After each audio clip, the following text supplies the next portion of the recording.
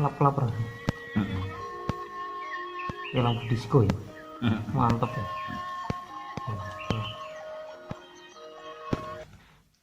Halo, assalamualaikum warahmatullahi wabarakatuh, Sobat Dewa Petir Production. Ketemu lagi dengan channel saya, Dewa Petir Production. Semoga teman-teman selalu diberi kesehatan dan rahmat nikmat kesehatan ya. Nikmat sehat, iman Islam bagi yang muslim ya. Dan selalu mendapatkan rezeki yang melimpah barokah. Amin amin ya robbal alamin. Teman-teman sekalian, saya akan menceritakan sebuah cerita ya. Jadi kemarin Bapak Mustafa itu memperlihatkan sepasang cincin ya, akek ya. Apa ya namanya? Apa itu? Apa namanya? Yang itu, yang bening itu ya. Apa namanya ya? Yang saya sebut kristal itu ya. Nama Bapak Mustafa menyebutnya sebuah permata kalau nggak keliru ya. Sebuah permata. Jadi permata itu sepasang. Saya tidak akan menceritakan bagus tidaknya benda itu, tapi saya akan menceritakan bagaimana ia mendapatkannya, teman-teman. Nah, saya tidak, kalau soal cincin atau apa kurang begitu tahu ya. Jadi yang saya suka adalah kisah dibalik ia mendapatkannya, dan kisah itu yang saya kupas ya. Jadi setelah off kemarin tuh saya ngobrol-ngobrol dengan Pak Mustafa itu. Dia bercerita panjang lebar ya. Jadi cincin itu ia dapatkan dari seorang guru spiritualnya ya. Suatu ketika ia sowan di tempatnya itu, guru spiritualnya. Jadi gimana ya memulainya sebuah cerita ini. Dia ngobrol ya, setelah sowan dia ngobrol ke sana kemari. Akhirnya simbahnya bilang, katanya ini tak tarik ke watu akeh gelmura seperti itu. Wah, tenan nih Mbah, nggih purun mawon. Ya wis, iki nganggo iki watu combong iki ora iso nyedot watu-watu liyane, seperti itu simbahnya bilang ya. Kurang lebihnya seperti itu. Jadi simbahnya ini mulai ritual. Ya mulai ritual membaca, nggak tahu membaca doa apa. Soalnya teman saya itu belum sempat dikasih tahu caranya. Simbahnya sudah keburu ini, keburu nggak ada. Jadi teman saya bilang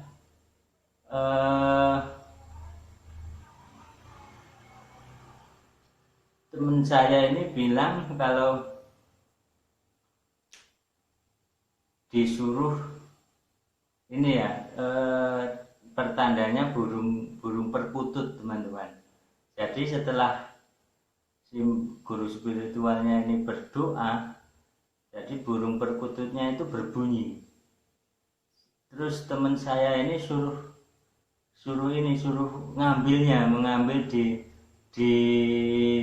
disuruh mencari sekitar kurungan itu, burung perkutut itu. Dan benar saja di dalam kurungan atau sangkar burung perkutut itu ada sepasang itu batu itu ya, batu permata itu yang sempat diperlihatkan teman saya itu. Jadi ada sepasang batu permata itu ya. Makanya Pak Mustafa kemarin bilang sepasang atau suami istri gitu ya batunya. Terus Pak Mustafa ini berinisiatif ngembani ya. Jadi di dalam sangkar itu ada cuma 2 batu itu, batu mustik batu permata itu ya. Jadi dalam sangkar itu ada batu permatanya itu. Ceritanya sangat unik sekali ya teman-teman. emang kalau hal-hal seperti itu kita boleh percaya, boleh tidak, bisa dibilang trik atau dan lainnya. Tapi faktanya ya seperti itu, ada. Kalau misalkan trik,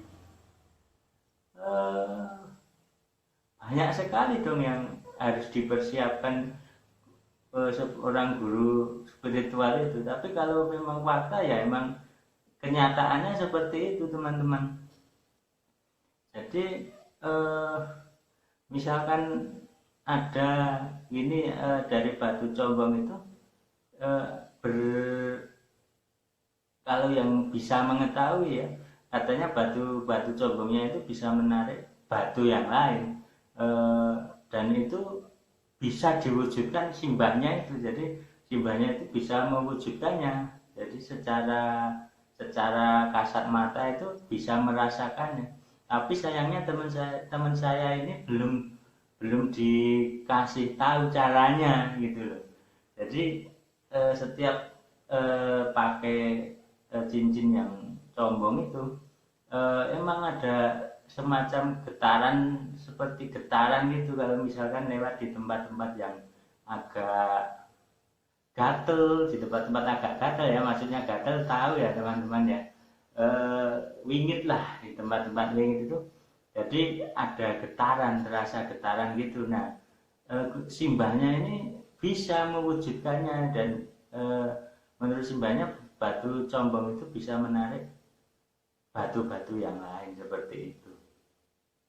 Jadi banyak sekali batu ya yang ini yang bisa diwujudkan simbahnya ini dari teman saya itu, dari cerita teman saya itu. Jadi apa ya, emang kalau saya sukanya sebuah, misalkan sebuah keris, saya lebih suka ke keindahannya. Nah seperti itu. Misalkan sebuah batu, saya lebih suka apa ya, sebuah menilainya dari sebuah karya seni seperti itu ya teman-teman, bukan dari spiritualnya, karena saya juga nggak ini hal seperti itu nggak bisa teman-teman.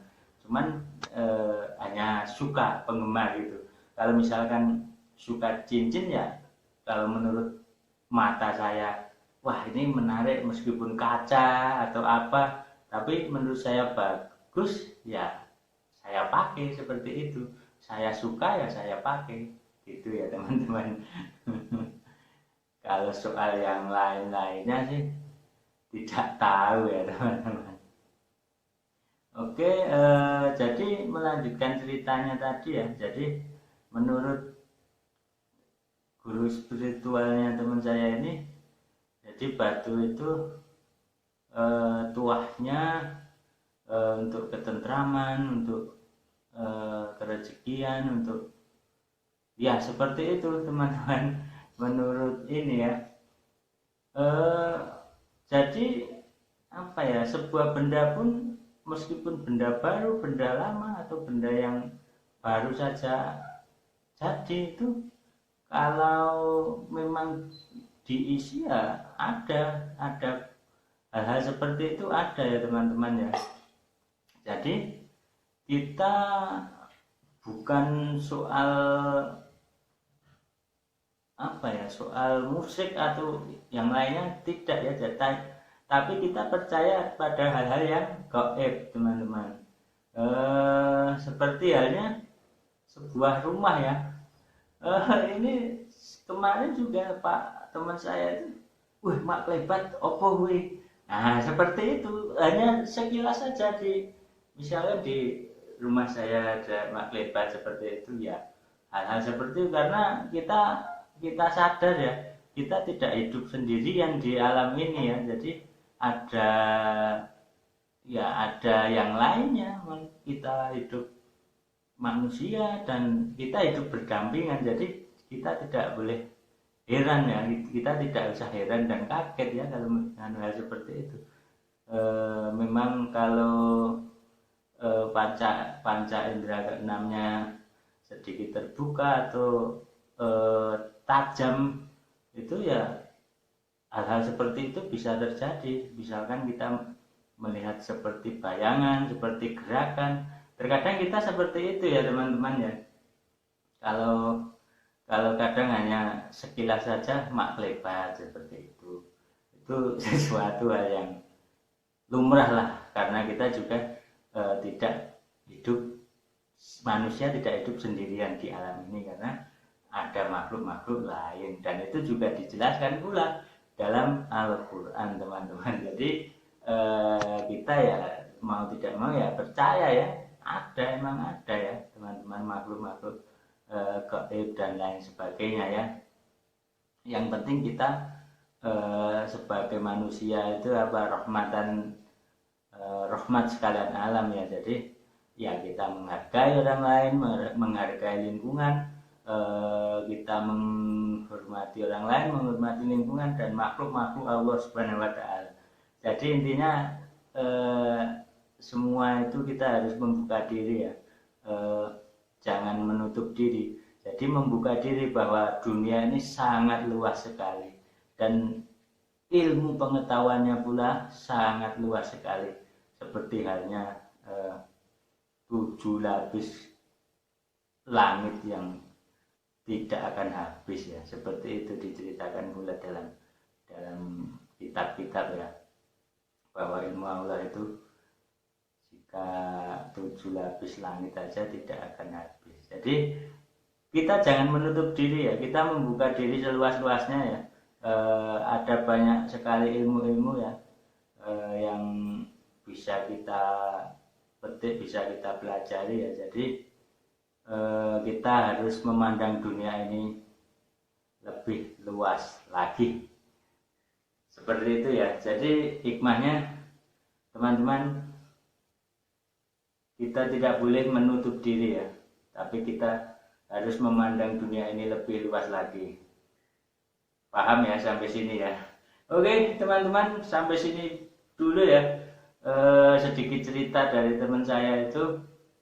Kalau banyak kesalahan, kekeliruan yang saya sampaikan, mohon maaf yang sebesar-besarnya ya. Mungkin pula ini hari libur, tapi juga hari ini sangat capek sekali. Saya sempatkan ngobrol-ngobrol sebentar buat konten ya teman-teman. Semoga bermanfaat dan ada hikmah yang bisa dipetik. Oke, akhir salam, wassalamualaikum warahmatullahi wabarakatuh. Salam.